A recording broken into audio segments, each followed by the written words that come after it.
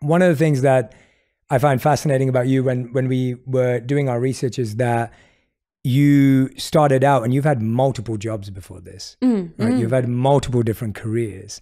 And things I looked at was like you were a hostess at a restaurant, you worked at a bakery, you're a sales associate, a role at Pier 1 Imports. Yeah. And when I saw that list, I was like, this is incredible. Talk to me about what you learned from each of those roles and each of those jobs. It's funny because I was literally a hostess at a restaurant for 3 hours and then I quit because I had a panic attack in the bathroom.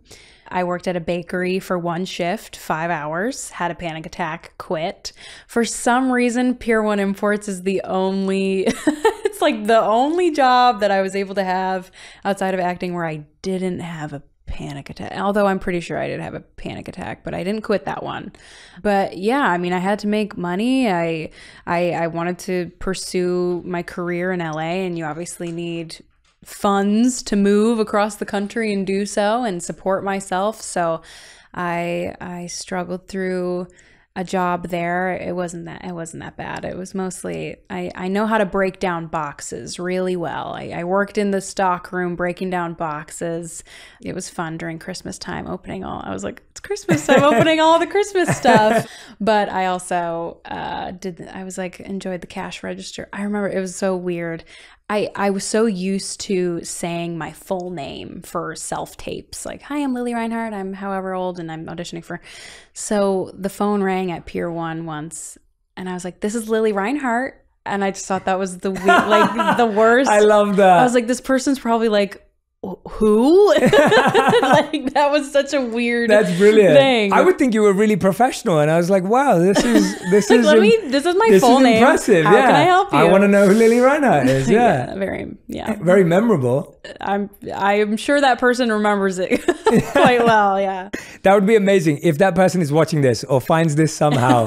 Please let us know, because we would love to. Yeah, I would love to discover you. Yeah, talk to me about those episodes. I mean, to start a job and in 3 hours to have a panic attack, to have 5 hours and have a panic attack. Yeah. I mean, that's, let me know how old you were in both those jobs, but like, what was the cause of that? Where was that coming from?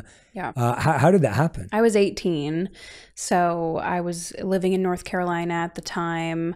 We had moved from Ohio to North Carolina for my dad's job when I was 16. So I was prepping to move to LA and obviously needed to have money to do so. So was trying to find a job.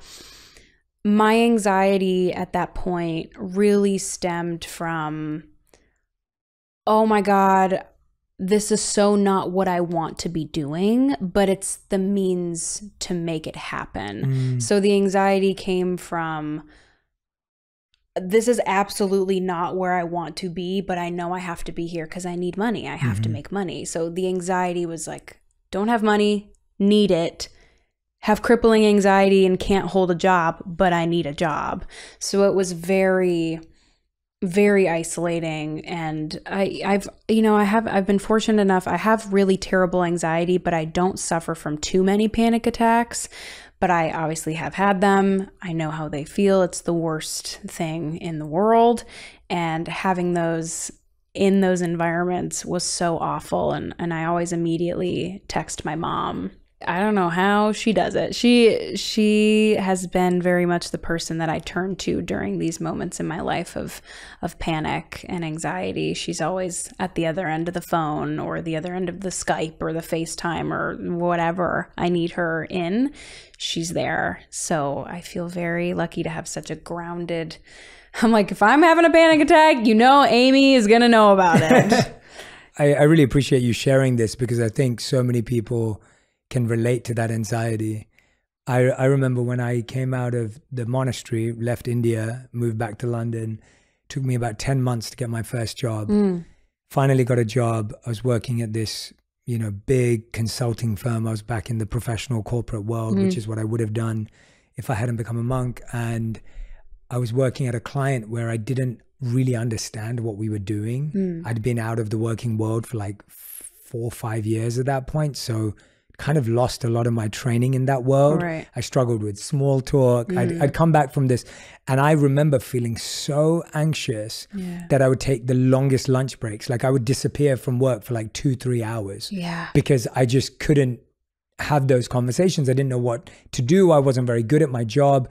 And I remember going up to our senior manager at the time and saying to him that I know there's a space for me in this company, but I don't think this is the right role or this is the right client, because the work we're doing here, I feel really a deep lack of confidence. Yeah. And I'm really just feeling anxious. Yeah.